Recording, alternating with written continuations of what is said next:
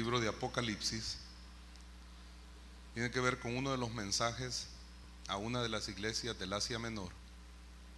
El Asia Menor, el mundo conocido de aquella época, había sido llenado con el Evangelio. El apóstol Pablo habla de que había llenado con el Evangelio todos esos lugares, había compartido la palabra del Señor. Asia Menor es lo que hoy en día se conoce, donde estaban ubicadas estas ciudades, y donde en cada una de estas ciudades había una iglesia: Éfeso, Esmirna, Pérgamo, Tiatira, Sardis, Filadelfia, Laodicea.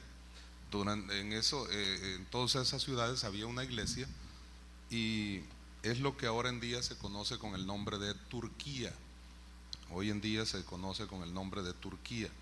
Después de haber dado el Señor un mensaje a 4 iglesias, y que estas iglesias representan períodos de la historia de la iglesia cristiana, la forma como la iglesia cristiana se ha desarrollado sobre la faz de la tierra, comenzando con el período de la iglesia apostólica, que comienza, de acuerdo a la historia, en el año 30 después de Cristo. Ese año es en que el Señor es levantado a los cielos, se va en una nube a la gloria, allá para estar a la diestra del Padre. Y en ese momento surge la iglesia, aunque el Señor había llamado a los suyos ya, y en la mente del Señor pues hemos sido llamados, hemos sido escogidos, hemos sido fundados desde antes de la fundación del mundo, pues la Biblia expresa cosas como esa. Pero en ese momento, sobre la faz de la tierra, de manera organizada, surge la iglesia, y se le conoce como iglesia apostólica desde el año 30 hasta el año 100. Y luego comienzan a surgir los diferentes períodos de la iglesia cristiana, de la historia de la iglesia cristiana. La iglesia perseguida desde el año 100 al 313. Luego viene la iglesia imperial, donde la iglesia se casa con el Estado. Hay una mezcolanza, hay una situación complicada. La iglesia es la iglesia, el Estado es el Estado. Que dentro del Estado pueden haber cristianos es otra cosa, que gente del Estado puede reunirse en las iglesias es otra cosa, pero que por componendas, por contubernios, por marufias, y para poder ver qué se logra, se van a tratar de unir y haber un matrimonio de ese tipo, es un conflicto, es un problema, no se puede mezclar. Dijo alguien por ahí, el cebo con la manteca, o no mezclemos el aceite con el agua, no se puede prácticamente. No confundamos las cosas, pero de todas maneras son los periodos, así se conocen, y en esa época eso es lo que sucedió.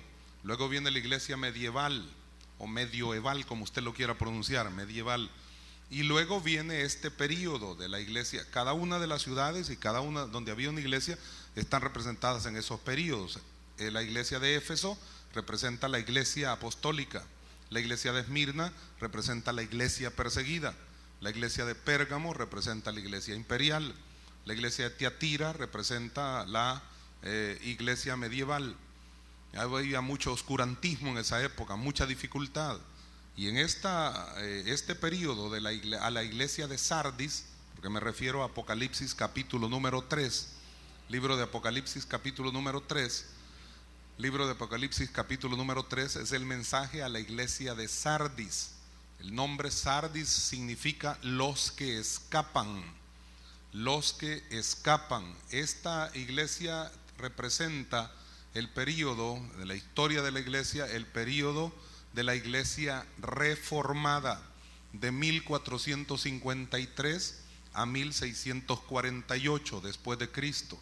En ese periodo se dio la reforma con Martín Lutero, con reformadores como Calvino, Zwinglio y otros tantos más. Es histórico todo esto, de acuerdo. Pero esta ciudad, la ciudad de Sardis, para el siglo VI, poco más o menos, se dice que para el siglo VI, esta ciudad de Sardis era una de las ciudades más poderosas de la época, más poderosas del mundo conocido. Era una ciudad, pero rica, era una ciudad que tenía muchas capacidades o muchas condiciones económicas buenas, y que pues se había desarrollado. Ellos tenían mucho comercio, comerciaban mucho la industria de la lana y los tintes, y por esa razón ellos tenían muchas capacidades económicas. Eso lo puede usted encontrar en cualquier situación, en cualquier diccionario que hable sobre esto, de la ciudad de Sardis y de la iglesia que estaba ahí.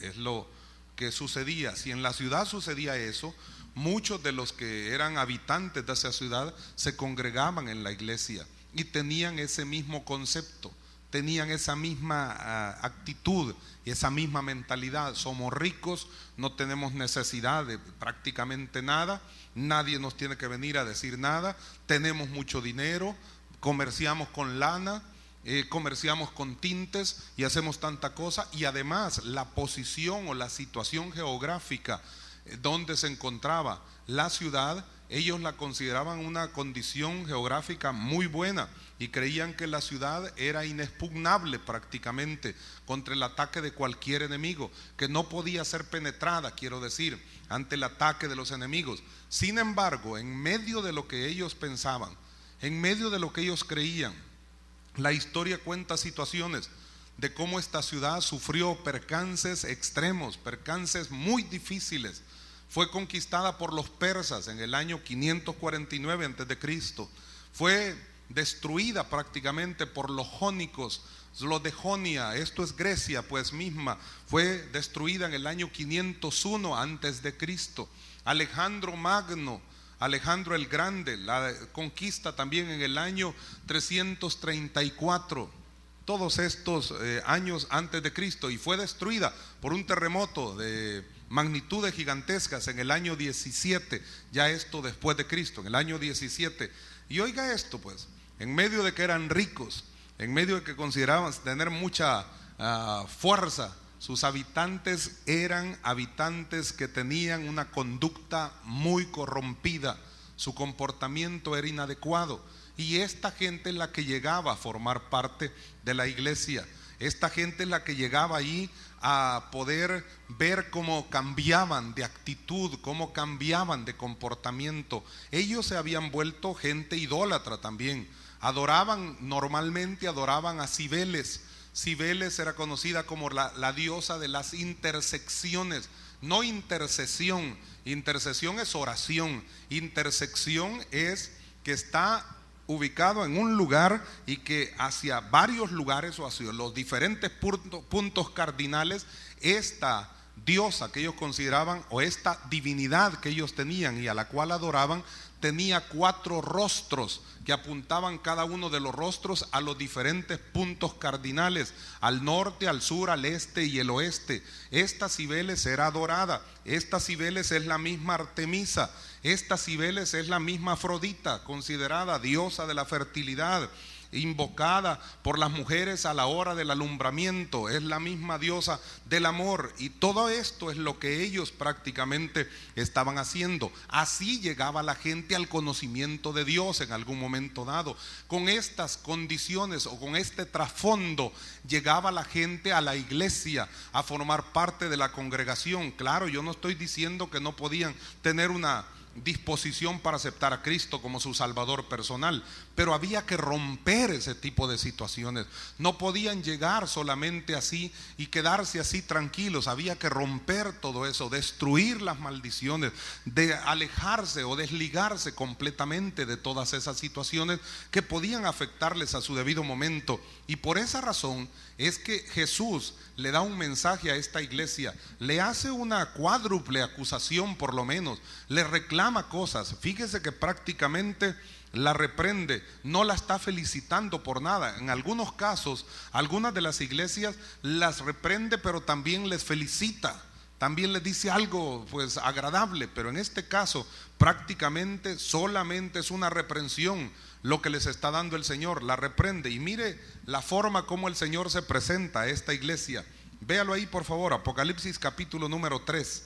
Apocalipsis capítulo número 3. Libro de Apocalipsis capítulo número 3. ¿Lo tiene? Versículo número 1 por favor, Apocalipsis 3:1. Escribe al ángel de la iglesia en Sardis. Sardis dije los que escapan. Escribe al ángel de la iglesia en Sardis: el que tiene los 7 espíritus de Dios y las 7 estrellas dice esto: Así se presenta el Señor a la iglesia de Sardis. A algunos se les presenta de manera diferente, ¿no? Pero también se menciona a la iglesia de Éfeso, le dice: el que tiene las 7 estrellas en su diestra, el que anda en medio de los 7 candeleros de oro, dice esto. Así se presenta el Señor. A cualquiera de las iglesias se les da una presentación, así se introduce. A ellos les dice: yo soy el que tiene los 7 espíritus de Dios y las 7 estrellas. Esto está hablando de una acción continua. Esto de los 7 espíritus de Dios es la plenitud del Espíritu Santo operando en la vida de una persona. Recuerde cómo el profeta Isaías en el capítulo número 11 de su libro expresa esta situación. Si usted quiere buscarlo, o por lo menos lo anota y lo escucha, Isaías capítulo 11 versículos 1 y 2. Isaías capítulo 11 versículos 1 y 2. Mire lo que dice Isaías 11, 1 y 2. Saldrá una vara del tronco de Isaí, y un vástago retoñará de sus raíces, y reposará sobre él el espíritu de Jehová. Oiga esto, qué interesante. Versículo 2, Isaías 11, 2. Y reposará sobre él el espíritu de Jehová, espíritu de sabiduría y de inteligencia, espíritu de consejo y de poder, espíritu de conocimiento y de temor de Jehová. 7 espíritus de Dios, plenitud del Espíritu de Dios operando en la vida de la persona. A pesar de la condición en que se encuentre la iglesia, Dios no te va a ofrecer miserias. Dios te ofrece plenitud y abundancia en Cristo Jesús. Dios nos ofrece por su Espíritu Santo una abundancia total, porque Dios es perfecto y quiere que su iglesia sea perfecta, sea perfeccionada. La Biblia dice que el que comenzó la buena obra en nosotros la perfeccionará hasta el día de Jesucristo. Por tanto, es necesario que nosotros podamos entender que aún en medio de la pobreza espiritual en que a veces pueda la iglesia encontrarse, todavía hay esperanza si tan solo abrimos nuestro corazón para que el Espíritu Santo pueda habitar perfectamente y completamente dentro de nosotros. La Biblia nos declara no como que en nuestro corazón habitará el enemigo. Ahora somos hijos de Dios.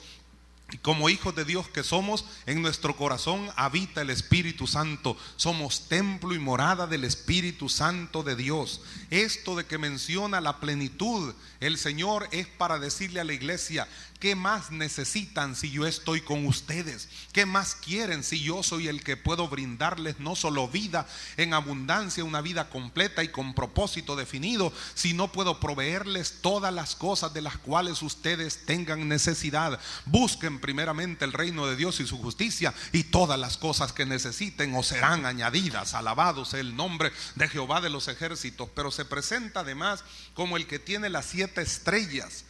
A Éfeso le dice, a la iglesia de Éfeso, que tiene las 7 estrellas en su diestra. Estrellas representan mensajeros, estrellas representan anunciantes. Póngale líderes, póngale pastores, escriba ahí algo como eso.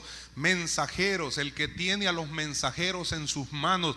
Nadie puede prosperar si no está en el hueco de la mano de Dios. Quiere lograr el éxito total en su vida, deje que la diestra de Jehová le sustente. Eche sobre Jehová su carga, porque Él le va a sustentar. Deje que la mano del Señor se pose sobre usted. La mano de Jehová, al ponerse sobre nosotros, nos guarda y nos protege. La poderosa mano de Dios está con su pueblo, y Él nos exalta cuando es su tiempo perfecto para exaltarnos. Dios es especial y maravilloso. Dios es bueno y para siempre su misericordia. Él quiere tenernos en el hueco de su mano. Él quiere hacer de su vida una vida de prosperidad y de éxito. Él quiere hacer de esta congregación una iglesia de mucho éxito, de mucha bendición, de mucha influencia positiva en medio de un mundo de corrupción, en medio de una nación que se desangra continuamente, que hay un vandalismo extremo y violencia pues sin par prácticamente, que nadie la puede frenar. Dios quiere levantar una iglesia poderosa y firme en el nombre de Jesús de Nazaret. En el hueco de la mano de Dios hay victoria. La diestra de Jehová hace proezas, la diestra de Jehová hace valentía, la diestra de Jehová es la que derriba toda barrera. Dios, si está con con nosotros. Dios desea bendecirnos de manera superabundante. Esa es la presentación que el Señor hace a la iglesia de Sardis. Oiga, hermanos, si Dios se nos presenta de esa manera, está garantizada la victoria para nuestra vida. Dios nos dice: manténganse en el hueco de mi mano y yo lo voy a defender. Él nos dice: yo soy el que les doy la plenitud. ¿Para qué necesitan miserias cuando yo les doy todas las cosas de las cuales ustedes tienen necesidad? No solo te doy las cosas para subsistir, sino que te doy todo lo que pertenece a la vida y a la piedad. Todo eso, dice la Biblia, nos ha sido dado por su divino poder. Bendito sea el nombre del Señor. Así se presenta el Señor a la iglesia. Pero mire lo que sigue diciendo el versículo número 3, por favor. El capítulo 3 y versículo 1 de Apocalipsis. Capítulo 3, versículo 1 de Apocalipsis. Mire cómo termina. El que tiene los 7 espíritus de Dios y las 7 estrellas dice esto. ¿Qué es lo que le dice a la iglesia? Yo conozco tus obras, que tienes nombre de que vives y estás muerto. Solo tu nombre parece que es un nombre que tiene vida. La iglesia de Sardis estaba muerta. Si usted quiere, estaba agonizando, porque más adelante dice que hay algunas pocas cosas que puede rescatar, porque están por morir. El versículo 2 dice: sé vigilante y afirma las otras cosas que están para morir. En otras palabras, estaba agonizante, estaba arruinada. Era una iglesia que tenía graves problemas. Mucha gente de la congregación había manchado sus vestiduras, dice más adelante también. Entonces la reprensión es esa: yo conozco tus obras, le dice el Señor. Esto es dentro de la omnisciencia divina. Es uno de los atributos que el Señor tiene. Y este es uno de los atributos, teológicamente hablando, se le llama atributos no comunicables, porque esto de omnisciencia quiere decir que el Señor todo lo sabe, que todo lo conoce. El Señor conoce todas las cosas, hasta lo más íntimo de nuestro corazón, Él lo conoce. Y a la iglesia de Sardis el Señor le da este mensaje: tienes nombre de que vives y estás muerto. Esto refleja la condición misma, pues, de la iglesia, pero era la condición de todos los habitantes de la ciudad de Sardis. La ciudad de Sardis estaba muerta, estaba en corrupción, vivían en delitos y pecados. Muchos llegaban a congregarse a la iglesia, muchos solo llegaban, pero no tenían un nuevo nacimiento. Y como no tenían un nuevo nacimiento, no había una restauración plena de sus vidas. Continuaban en ese tipo de condición de vida desastrosa. No dejaban o cortaban sus amistades, y como no cortaban sus amistades malignas y que les causaban graves daños a su vida espiritual, por esa razón la iglesia se mantenía muerta prácticamente. Esto es lo que sucedía. Además, cuando esto se está dando, la ciudad que se consideró una ciudad muy poderosa, muy fuerte, muy rica, la gloria y la fama de esa ciudad prácticamente habían terminado. Y aunque ellos creían que las cosas no habían acabado y creían o querían vivir con una condición o en una condición semejante a la que antes tuvieron, todo su brillo, todo su esplendor prácticamente había pasado. Y es que, amada iglesia presente, cuando no dependemos de Dios, por más cosas que tengamos o por muchas cosas que tengamos, todo se deteriora.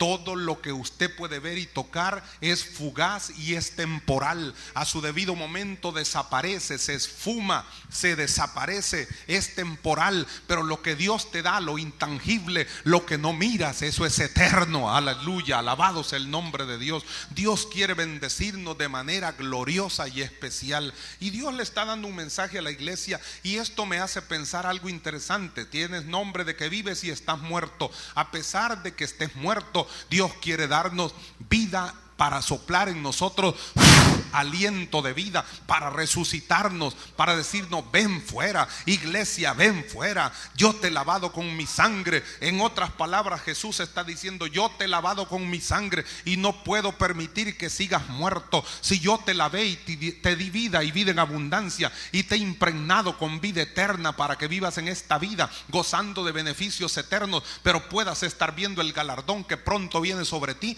no puedes vivir en mortandad. Reprendamos todas esas cuestiones. En otras palabras, está diciendo el Señor a la iglesia: quítense, sacúdanse el polvo y vivan una vida en abundancia. Yo no he venido para darles muerte, yo he venido para que tengan vida y para que la tengan en abundancia. Jesús vino para deshacer las obras del diablo y toda obra del enemigo que se ponga enfrente del Señor, Dios la destruirá. Dios ha dado poder a su iglesia para que su iglesia pueda hollar serpientes y escorpiones y sobre toda obra del enemigo, y nada le pueda dañar. Hay victoria en Cristo Jesús, hay poder en Cristo Jesús, hay gloria en Cristo Jesús. Hay gente santa en este lugar, hay gente justa en este lugar, hay gente poderosa en este lugar. Alabe el nombre de Jehová de los ejércitos, porque Dios es bueno y para siempre su misericordia. A su nombre sea la gloria. Jesús está reclamándole a la iglesia: estás muerta. Solo tu nombre te quedó de que vivías, pero tú estás muerto. Pero todavía hay esperanza, porque si Dios está hablando a la iglesia, hay esperanza. Hermano, a veces pensamos que ya no hay solución en medio de los problemas, pero si Dios ha venido para visitarnos y para hablarnos, es porque hay esperanza para nosotros. Mientras estás vivo, todavía hay esperanza. Deja que la gloria de Dios inunde todo tu ser y ríos de agua viva vengan a brotar en tu corazón, para que puedas saltar como una fuente que salte para vida eterna. En el nombre de Cristo Jesús. Ahora el Señor pronuncia una acusación sobre la iglesia. No solo la quiere reprender, sino la acusa de cosas que no ha hecho y de cosas que está haciendo muy mal. Mire el versículo 2. Sé vigilante y afirma las otras cosas que están para morir, porque no he hallado tus obras perfectas delante de Dios. Acuérdate pues de lo que has recibido y oído, y guárdalo y arrepiéntete. Pues si no velas, vendré sobre ti como ladrón, y no sabrás a qué hora vendré sobre ti. Una acusación cuádruple por lo menos le dice el Señor a esta iglesia. Lo primero es que la iglesia tenía esa falsa reputación de vida. Claro que ahí ya lo vimos eso. Un nombre de que vives. La gente estaba pensando que tenía signos vitales aceptables. Así como cuando uno pues quiere hacerse el fuerte y sabe uno que tiene algún problema de salud, ¿no? Pero no quiere tratarse. Esta iglesia estaba actuando de esa manera. Creía que sus signos vitales estaban bien, creía que sus palpitaciones espirituales estaban bien, pero a la hora de tomarles el examen, el Señor le dice: estás muerto. No, pero nosotros sentimos que vivimos, pero estás muerto. Tenían a lo mejor mucho activismo, pero el problema de la mortandad había venido porque ellos no tenían una verdadera relación con Cristo Jesús. Porque no es solamente de activarse, no es solamente de querer mostrar que hacemos algo, es de tener intimidad con el Cristo de la gloria. La actividad nos desgasta más aún. La relación con Cristo nos bendice y nos fortalece. El activismo nos desgasta, nos deteriora, nos cansamos, estamos fundidos. Pero el venir a Cristo Jesús trabajado y cargado, Él nos hará descansar. Necesitamos esa relación. Esta iglesia, lo que había pasado con ellos es que estaban en una muerte espiritual. Ellos prácticamente existían, pero no tenían potencia, no tenían capacidad y no tenían habilidad para hacer nada. Estaban ellos impotentes, incapaces e inhabilitados. 3I, fíjese, impotentes, no había poder de Dios fluyendo en sus vidas. Si no hay comunión con Dios, no hay poder de Dios que fluya en nuestra vida. El Espíritu de Dios se contrista. El Espíritu de Dios es una persona sensible, se contrista, y si no tenemos el poder de Dios, no vamos a poder operar en ese poder y potencia del Espíritu Santo para hacer obras maravillosas para la gloria de Dios. El que cree en mí, dijo el Señor en Juan capítulo 14, las obras que yo hago hará y aún mayores hará, porque yo voy al Padre. Oiga, eso es tremendo, es interesante, pero esta gente estaba impotente y a veces como congregación nos sentimos impotentes y sabemos que somos incapaces de hacer algo. ¿Por qué? Porque no hemos dependido de Dios, no hemos confiado en el Señor, no hemos puesto nuestra confianza en el Señor y nuestros ojos se han desviado del autor y consumador de la fe y no estaban habilitados para hacer nada. En otras palabras, la iglesia de Sardis era solo pantalla. Tenían nombre de que vivían, hacían a lo mejor promociones, pero ellos prácticamente delante de Dios o para Dios estaban muertos. Mire qué tremendo, hermano. Eso es interesante, ¿no? A veces creemos que estamos con mucha vida, pero delante de Dios, ese es nuestro concepto, pero delante de Dios esperemos la palabra del Señor, esperemos que Dios dialogue con nosotros. Si Él tiene misericordia para dialogar y para que nos diga cómo realmente está nuestra condición espiritual. A veces creemos que tenemos vida, pero a lo mejor puede algo estar fallando internamente. Mire lo que le sigue diciendo. Vea lo que le sigue diciendo. No he hallado tus obras perfectas delante de Dios. Versículo 2. Segunda cosa, porque no he hallado tus obras perfectas delante de Dios. Si no halló, es porque, si habla de no hallar, es porque Jesús buscó. El que busca, halla, dice la Biblia. Jesús buscó. En una oportunidad, Jesús se puso en pie en la sinagoga y leyó del rollo, el libro del profeta Isaías. Y dice que buscó la escritura donde estaba escrito: el Espíritu de Jehová está sobre mí, por cuanto me ha ungido. Buscó y halló.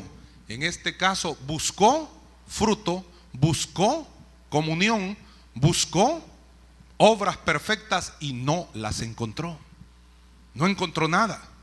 Jesús buscó, pero no halló. Y dice: no he hallado tus obras perfectas. Alguien dirá: pero algo habían hecho, hermano, pero lo que pasa es que no eran perfectos y nadie es perfecto. Sí, pero esto de perfección no habla de que no va a haber una falla. Esto habla de que estemos dispuestos a cumplir las cosas que Dios nos encomienda. Esto habla de que estemos llenos y que la obra que hagamos sea una obra llena de bendición, porque nosotros estamos apasionados por Cristo Jesús, Señor nuestro, y estamos dispuestos no solamente a dejarnos llenar por Él, para que todas las cosas que hagamos también vayan impregnadas de esa bendición y de esa unción celestial. Esto de perfecto habla de cabalidad, habla de plenitud, habla de finalizar la obra que Dios nos ha encomendado. Pregunto yo, como iglesia que estamos acá reunidos, ¿a veces Dios nos encomienda algo? ¿Nos ha encomendado alguna labor el Señor para hacer? Pues no me diga que no, porque yo creo que sí. ¿Alguna vez hemos finalizado la labor que Dios nos encomienda? Tampoco me diga que no, porque seguramente que alguna vez lo hemos terminado. Pero pregunto también, ¿alguna vez no hemos finalizado la obra que Dios nos ha encomendado? Hermano, porque la estamos realizando todavía. Muy bien, adelante, le aplaudo, gloria a Dios. Pero la otra pregunta es: ¿alguna vez hemos quedado pendientes de hacer lo que Dios nos encomendó porque no lo quisimos llevar a cabo, porque no lo quisimos terminar, porque creímos que no era ya prudente o conveniente hacerlo, porque entendimos que ya el tiempo había pasado y dijimos: Señor, ya no, hombre, ya mucho, ya pasé mucho tiempo, mejor dame otra cosa para hacer? Mientras no pases esa materia, Dios no te va a permitir inscribir otra. Termínalo. Pero es que yo creo que voy aplazado, yo creo que voy raspado. Terminémosla en el nombre de Jesús de Nazaret. Dejemos que Dios use nuestra vida, terminémosla. En otras palabras, hermano, esto de que las obras no eran perfectas quiere decir también que las obras que ellos hacían no eran generadas, no provenían de un corazón dispuesto a hacer la voluntad de Dios, sino que muchas veces hasta a lo mejor fuego extraño ofrecieron delante de Dios. Hicieron cosas que no convenían, pues hicieron cosas que no eran aprobadas por Dios. Además, esto no provenía de una fe genuina que ellos tenían en su corazón, y por lo tanto entonces lo que hacían no tenía la aprobación de Dios. Y fíjese una cosa, el Señor no les está reprochando la cantidad de obras, porque el problema acá es que dice: porque no he hallado tus obras perfectas delante de Dios. Quiere decir que obras sí habían hecho. Quiere decir que, y obra es trabajo, pues. Quiere decir que sí habían trabajado. Pero mire lo que dice: porque no he hallado tus obras perfectas delante de Dios. No le rechaza, no le reprueba la cantidad. Hicieron mucho. Obras, es plural. No es una obrita, no es poquito. Hicieron bastante, pero lo que le reprueba, lo que le rechaza es la calidad con que habían trabajado. No habían tenido calidad, no habían buscado la excelencia en lo que estaban haciendo. ¿Será que a veces hacemos la obra del Señor así, sin buscar la excelencia? Dale, hombre, vos dale, hombre. Salí de este volado. Una vez hace muchos años oí a unas personas que llegaron a cantar en una iglesia por allá, en una zona allá por Ciudad Delgado. Me habían invitado a predicar y los hermanos habían llegado. Y entonces dijeron: hermanos, mire, hemos venido pues a puras penas, solo a sacar el compromiso, man. Y lo dijeron así, ¿verdad? Públicamente. A mí me llamó la atención eso, Porque en medio de todo, hermano, por lo menos quizás no hay que decir los volados, porque la gente que va a pensar, pues, hermanos, aquí vengo yo, pues ni modo, ya no puedo, pero vamos a ver qué hago, pues, a ver qué me sale. Y yo creo que la cosa no es así, hay que buscar la calidad, no es el montón. A veces hacemos mucho, pero delante de Dios no es nada. Así dijo el cantautor: mucho hice y nada es ante los ojos de Dios. La calidad es lo que hay que buscar. Ahora, yo no le digo que por eso no va a hacer bastantes cosas, pues. Yo voy a decir, no, yo hago una cosita nada más en toda la vida, una cosa. ¿Y qué es lo que hizo usted? Pues mire, yo lo que hice es llegar a la iglesia siempre puntual. Lo hice cabal. Pues solo eso va a ser, pues no me haga más, pues. Claro que hay que hacer un poquito más, pues. Pero la cosa es que a veces pensamos que porque estamos haciendo bastantes cosas, estamos bien. Pero Dios rechaza acá no la cantidad, sino la calidad. ¿Cómo vivimos nosotros, hermano? Hacemos mucho, pero ¿cómo está nuestra vida de comunión con Dios? ¿Cómo vivimos nosotros? Hacemos bastante para Dios, nos esforzamos y sudamos la gota gruesa, pero ¿cómo está nuestra relación con el Cristo de la gloria? ¿Ha cambiado nuestro corazón? ¿Nos hemos deleitado en el Señor? ¿O Dios nos ha hablado como el Cantar de los Cantares, capítulo 7, versículo 9? Que el Señor dice, que le dice el amado a su amada, Salomón a la sulamita, pero que eso tipifica la relación del amado Jesús con la amada, con su amada, la iglesia sobre la faz de la tierra. Y le dice que es hermosa, y le dice que es suave, y le dice que es un amor deleitoso. Dios nos ha dicho eso porque nos ha visto que en la obra que hacemos para Él somos mansos para actuar, somos hermosos para actuar, porque el corazón alegre hermosea el rostro. Y hemos venido siendo perfeccionados por el Dios de la gloria. Y Él nos dice que se deleita en nuestro amor, o con el amor que le brindamos. Él siente delicia estar en medio de nosotros. O nos ha dicho el Señor, como le dice a la iglesia de Sardis: tienes nombre de que vives, pero estás muerta. Solo la reputación te quedó, solo la fama te quedó, pero la realidad es otra.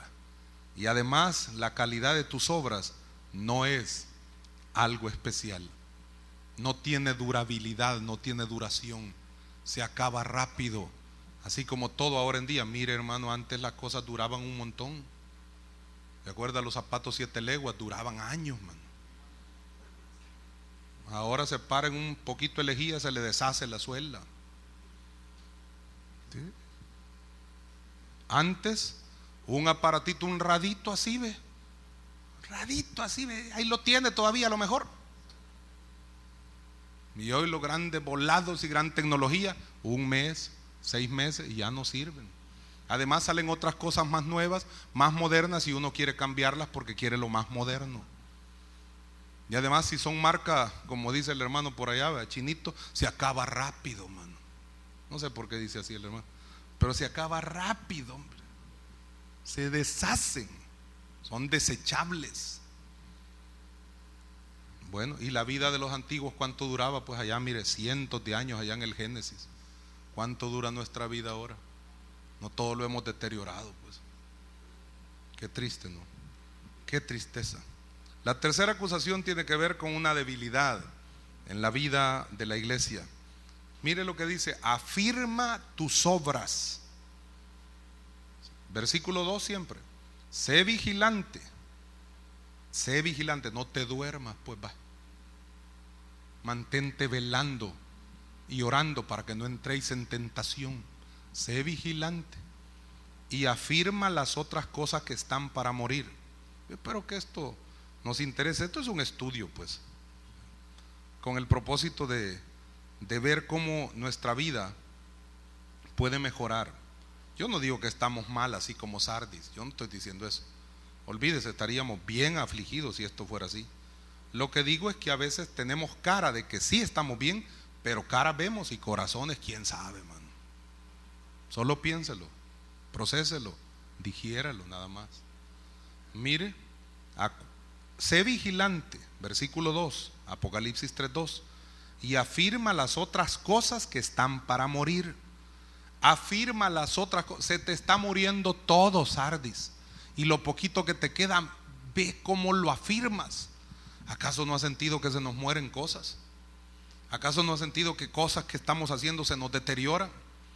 Que a veces, por no ser tan agresivos, obras que estamos levantando, campos blancos que levantamos, llega otra iglesia y se los roba y se los agarra. Hermano, eso sucede. Que la gente no atina, la gente lo que quiere es ver cómo consigue lo que ya está cocinado, pues sí, es más fácil, ¿no? Es más fácil, porque crudo es un poco complicado comérselo, pero ya cocinado, ya olvida. Hay gente que ya quiere hasta que le hagan la digestión por ellos, rapidito. Por eso hay gente que hasta se casa ya con una muchacha que tenga 3 hijos para ya no hacer nada, ya los tiene ahí. Entonces es complicado, somos haraganes muchas veces, pues. Hasta para eso, mire hermano, si las ovejas, el pastor de las ovejas tienen unas características extrañas, mire. Son miopes y son un poco así, pues como les pesa mucho la lana, les cuesta mucho desplazarse, y aún para que se crucen y para que el macho cargue a la hembra, el pastor lo tiene que poner encima de la hembra al macho de la ovejita.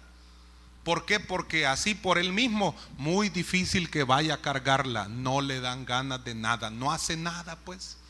Y las ovejas son las que dan a luz ovejas, hombre. Pues sí, esa es la verdad. Y a veces, ¿cuál ovejas? Nosotros como ovejas de un rebaño, muchas veces actuamos así. Hermano, vamos a ir a hacer, no, hombre, otra vez lo mismo. Hermano, vamos a hacer, no, ¿para qué, hombre? Estamos bien así nada más. Pero hermano, necesitamos afirmar si hay algo que nos queda ahí, si hay aliento de vida, lo poquito que queda de vida que a lo mejor está yéndose ya, afirmémoslo, seamos vigilantes en el nombre de Cristo Jesús. El Señor dice que solo hay pocos que no han manchado sus vestiduras. Poquitos estaban saliendo o habían salido realmente del paganismo. Mire el versículo 4. Pero tienes unas pocas personas en Sardis que no han manchado sus vestiduras y andarán conmigo en vestiduras blancas porque son dignas. Esto, si es una felicitación, es lo único que puede haber ahí prácticamente de felicitación. Poquitos estaban separados en realidad del paganismo, de las cosas negativas, de la corrupción. Poquitos no habían permitido que se mancharan sus vestiduras. El libro de Eclesiastés dice en el capítulo 9, sean blancas tus vestiduras en todo tiempo. No debemos permitir que se nos manchen. Las exhortaciones son tremendas. Eso de ser vigilante implica que por nuestro propio bien tengamos los ojos espirituales bien abiertos, que por nuestro propio bien busquemos discernimiento de espíritu para que nada ni nadie nos pueda hacer frente, y para que conozcamos adecuadamente las maquinaciones del diablo teniendo la mente de Cristo. Esto de ser vigilantes nos habla de despertar de la anestesia espiritual con la que estamos adormecidos y que pasamos muy así con sueño y todos teniendo un montón de necesidades, pero no buscando cómo obtener aquellas cosas. La gente pensaba que esta situación no les afectaba, y sin embargo esto de ser vigilante tiene una connotación histórica. Le dije ya que fueron conquistados por los persas, le dije que fueron destruidos por los jónicos, le dije que fueron conquistados por Alejandro, le dije que fueron destruidos prácticamente hasta por un terremoto. Y muchas de estas cosas, porque el terremoto no podían ellos tal vez poderlo saber si iba a llegar en un momento dado, pero si era una zona donde temblaba bastante. Filadelfia, por ejemplo, era una zona donde temblaba mucho y que muchas veces la ciudad fue destruida. Filadelfia es la otra iglesia o la otra ciudad a la cual el Señor también le da un mensaje después de la iglesia de Sardis. Y eso significaba que ellos por lo menos tenían que hacer algún tipo de obras de mitigación, que por lo tanto tenían que estar preparados y tenían que buscar a las comisiones adecuadas, como aquí buscan las comisiones para que puedan ayudar en esos momentos de catástrofe o de desastres nacionales, y tenían que estar preparados anticipadamente. Pero oiga, si eso no lo pudieran ellos manejar, por lo menos el hecho de que fueran conquistados a cada rato por unos y por otros significaba que algo no estaba bien, eran muy débiles en su defensa. La ciudad estaba en una posición geográfica, en una situación geográfica. Le dije que ellos consideraban que nadie los podía penetrar, y en medio de eso no había vigilantes adecuados, porque la gente estaba perdiendo su tiempo en otras cosas, y por eso se les metían siempre y los conquistaban. ¿No será que a veces nuestro corazón no tiene los guardas adecuados? No tenemos en nuestro corazón la vigilancia adecuada, y por esa razón un montón de cosas se nos filtran y nos dañan nuestra vida espiritual. ¿No será que a veces invertimos mucho más tiempo en cosas que no son cosas que nos van a beneficiar, sino que nos van a estorbar? Pues usted piense cuáles son esas cosas y combátalas en el nombre de Jesús de Nazaret. Algunos, como yo dije en un culto de la mañana, algunos me parece que tendrán que decir, o tendremos que decir quizás al final del día: gracias, Señor, porque logré un día más incólume a la tentación. Gracias, Señor, porque mi vida cristiana es una vida de continuo batallar, y hora tras hora y día tras día yo trato de forzarme para que estas cosas no me dañen y no me estorben. Otros estarán más firmes, otros estarán más fuertes, y no estoy hablando de gente novata en el Señor, neófitos, nuevos cristianos. Estoy hablando de gente aún que tiene muchos años de transitar o de caminar en el camino cristiano, pero que lamentablemente no han podido vencer una serie de situaciones que ahora en día les estorban, y que Jesús nos dice, como le decía a esta iglesia: ten cuidado, sé vigilante. La connotación histórica es, iglesia de Sardis, que porque no vigilaste, sucumbiste ante las invasiones que tus enemigos hacían, porque no estabas protegiendo, estaban descuidados tus guardias. Debemos tener guardas en el muro de la oración para proteger la iglesia, para interceder por la iglesia, para poder clamar hasta que el Señor responda a nuestras vidas. Aleluya. Vosotros los que os acordáis de Jehová, no reposéis ni le deis tregua.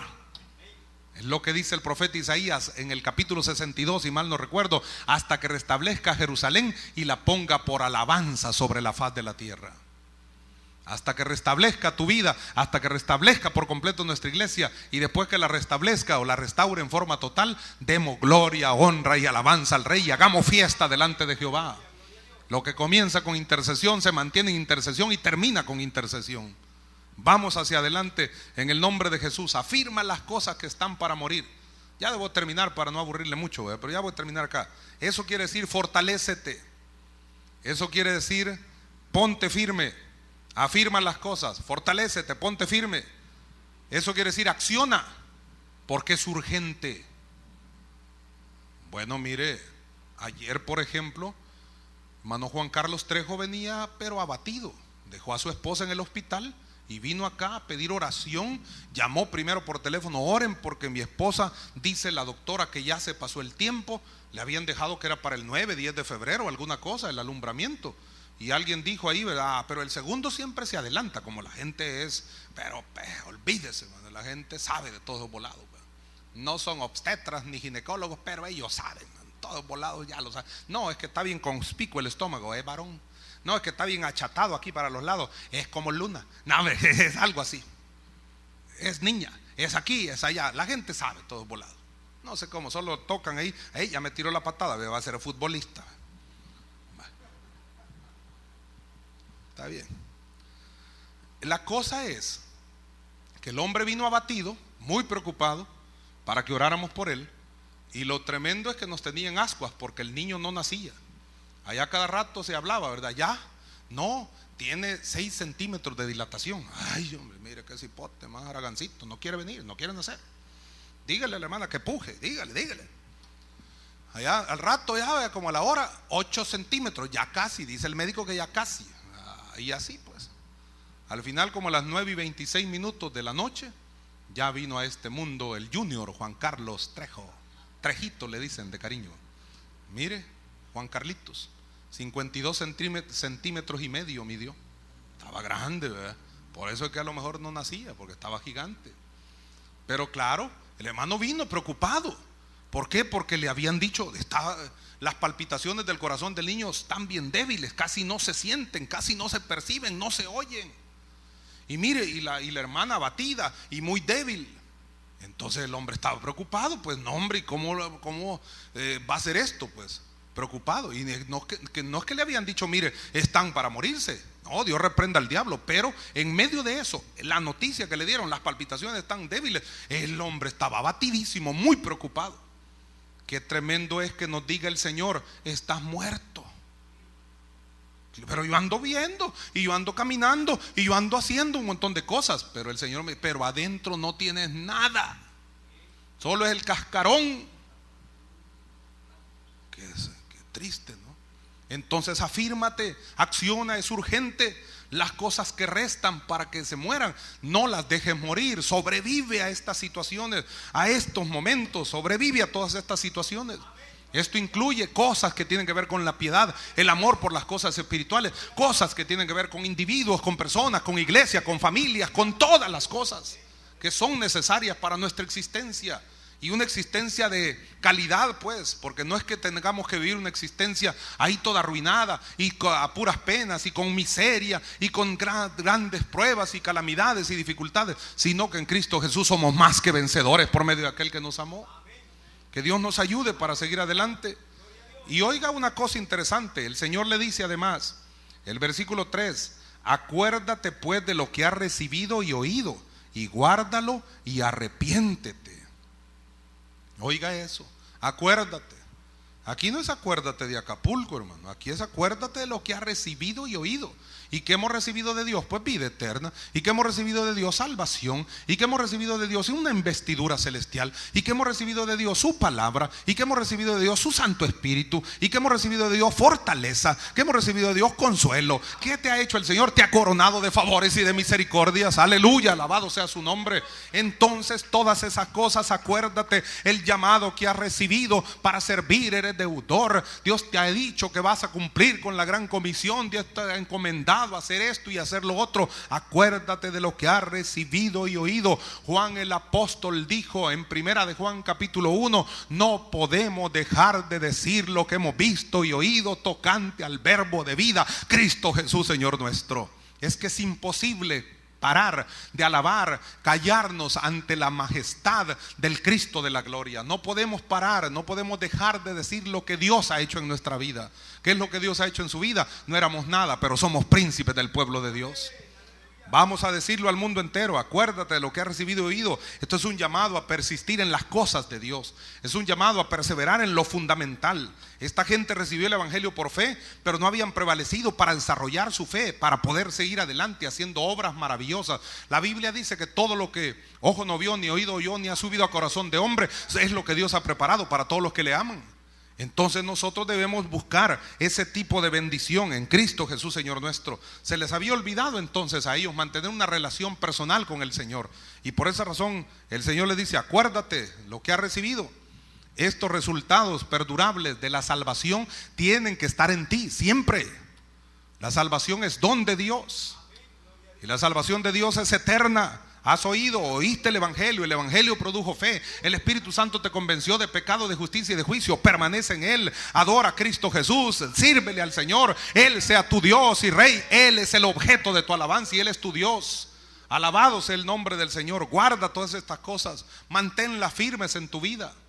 Mire lo que dice, guárdalas, guárdalo y arrepiéntete.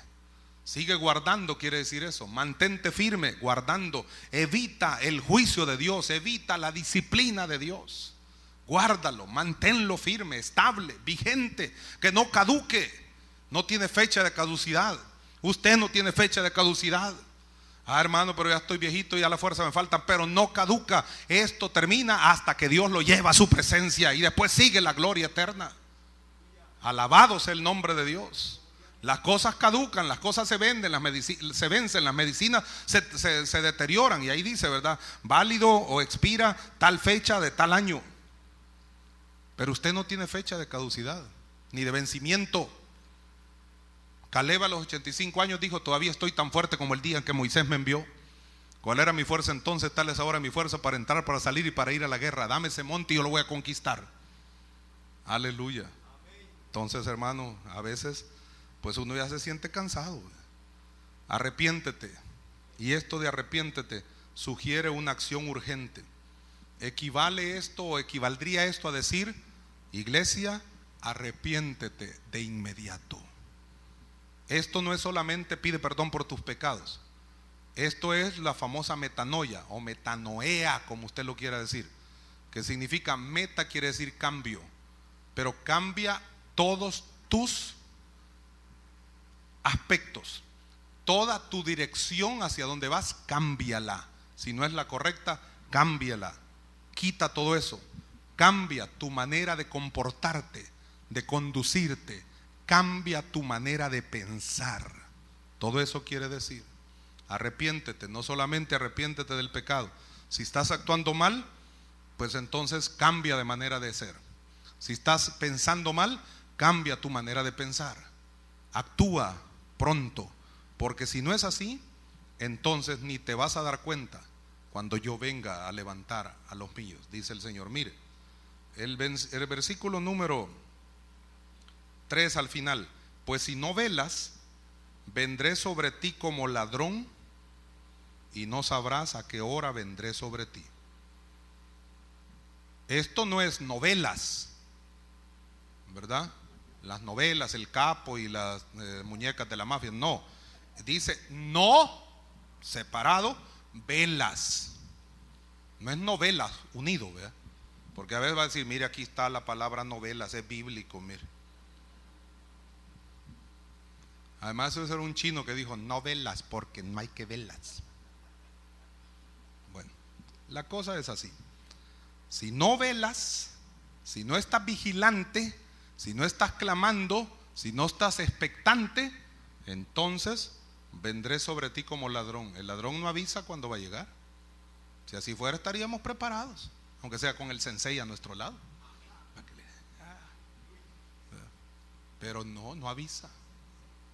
Entonces, y no sabrás a qué hora vendré sobre ti. Es Jesús el que está diciendo eso. Así como un ladrón no te avisa, no te voy a avisar. Y voy a venir de repente, voy a condenar a los que tengo que condenar y voy a salvar a los que tengo que salvar. Pero si tú no estás preparado, entonces puede haber problemas para tu vida. Es cierto que la salvación es eterna. Es cierto que el Señor, su don es eterno. Pero es cierto que hay que cuidar la salvación, pues. Mire, si no, pues mire aquí. Véalo ahí. Termino acá, mire, el versículo 4. Pero tienes unas pocas personas en Sardis que no han manchado sus vestiduras y andarán conmigo en vestiduras blancas porque son dignas. Versículo 5, mire pues, va. El que venciere será vestido de vestiduras blancas, y no borraré su nombre del libro de la vida. ¿Quién? El que venciere. Hay que cuidarlo, pues. Hay que vivir en santidad. El don de Dios es eterno, sí, pero a veces rechazamos esos dones de Dios. No los queremos. No vivimos conforme a lo que Dios estableció. Si no vencemos, entonces las cosas no van a ser así. El que venciere será vestido de vestiduras blancas. Y el que no venza, ¿de qué clase de vestidura se va a vestir? Manchadas, ¿verdad? Exacto. Entonces, y mire otra cosa: y no borraré su nombre del libro de la vida. Y si no vence, ¿se va a borrar? Seguramente. Bueno, es lo que está implícito ahí, pues es lo que se infiere. Y además dice: y confesaré su nombre delante de mi Padre y delante de sus ángeles.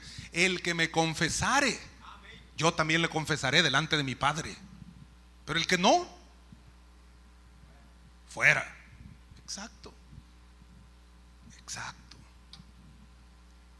El que tiene oído, oiga lo que el Espíritu dice a las iglesias. ¿Hay gente que tiene oídos acá? Claro que sí.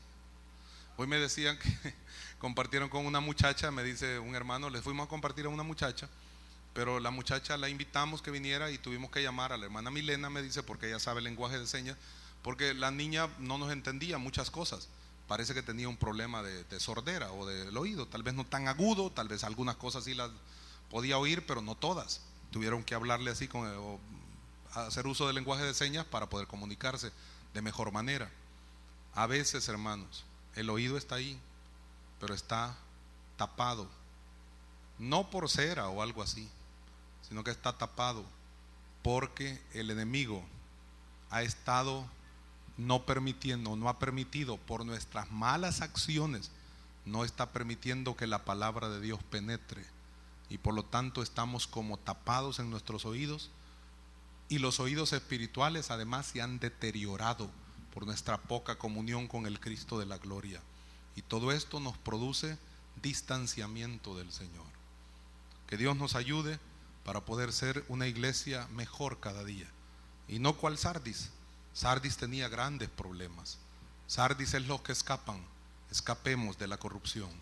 Escapa por tu vida, escapemos del pecado y de la maldad. Vivamos una vida de victoria en Cristo Jesús, Señor nuestro. Padre, te damos gracias. Te bendecimos, Señor, en esta hora por la oportunidad que nos das de compartir de tu palabra. Algo interesante, creo yo, Señor, y espero que esto traiga bendición, provecho, fortaleza, consuelo, beneficios a la vida de cada uno de tus hijos e hijas presentes.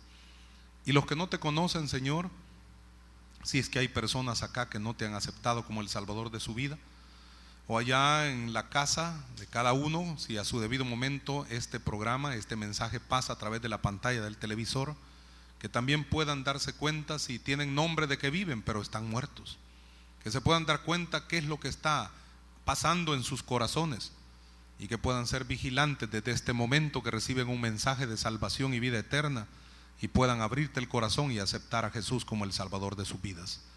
Si hay alguien en este santuario, alguien aquí en el templo que nunca antes haya hecho una decisión de fe por Jesús y siente que su vida se ha deteriorado por el pecado y por tantas malas decisiones que ha podido tomar, usted sabe la situación real de su vida, y delante de Dios usted puede tomar una decisión en esta hora. Lo mismo sucede allí en casa. Si usted necesita de Cristo para aceptarle como su Salvador personal, solo tiene que confesarle sus pecados y hacer una oración de fe. Si hay alguien acá, que es donde podemos darnos cuenta, acá en el templo, que necesite a Cristo, yo le voy a invitar, si usted desea hacer esa decisión de fe por Jesús, confesándole sus pecados. No le estamos diciendo otra cosa, sino que confiese sus pecados y comience a tener una verdadera relación e intimidad con Cristo Jesús. Si hay alguien y quiere aceptar a Jesús como su Salvador personal, ahí donde se encuentra, por favor, alce su mano unos segundos. Ponga su mano en alto unos segundos, por favor. Alce su mano, por favor, amado, amada, joven, señorita, adulto, pequeño, grande, el que sea que necesite a Jesús. Alce su mano unos segundos. Y algún servidor de la iglesia, si puede ver una mano levantada, acérquese por favor a esa persona para orar con ella o con él. Si usted ha levantado su mano y ahí en casa usted tiene necesidad de aceptar a Cristo como su Salvador personal, yo quiero invitarle para que haga una oración de fe de esta manera. Queremos orar con usted y por usted aquí en el santuario. Por eso, si hay alguien, alce su mano. Si hay alguien que quiere reconciliarse con Jesús, también alce su mano, por favor, para que alguien se le acerque y ore con usted y por usted. Diga estas palabras, por favor. Señor Jesús, te recibo como mi Salvador personal. Te entrego mi corazón y mi alma para que lo limpies de todo pecado y de toda maldad. Que desde este día, Señor, yo me pueda convertir en tu hijo, en tu hija, y estar firme y preparado para el encuentro contigo. Gracias, Señor, porque tú eres mi Padre, yo soy tu hijo, y yo te confieso como mi Señor, mi Dios y mi Salvador personal. En el nombre de Jesús, amén y amén.